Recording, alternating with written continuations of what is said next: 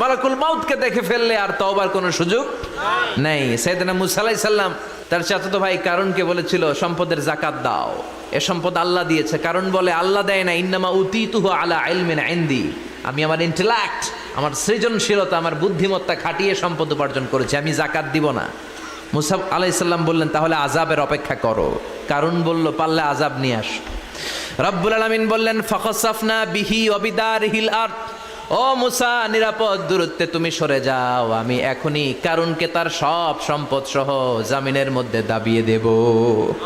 হাঁটু পর্যন্ত দেবে যায়, সে ভেবেছে আমি বেঁচে যাব, কোমর পর্যন্ত দেবে গিয়েছে বেঁচে যাব, গলা পর্যন্ত যখন দেবে গিয়েছে আর বাঁচার সুযোগ নাই। কারণ কয় মুসা সব সম্পত্তি তোরে আর তোর আল্লাহরে দিয়ে দিলাম, আমারে বাঁচা, আমারে বাঁচা, আমি তওবা করলাম। তখন কি তওবার সময় আছে?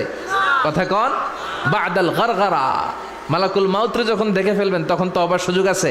আমি আপনাদের খেদমতে সূরাতু আত-তাহরীমের 7 নম্বর আয়াত তেলাওয়াত করেছি।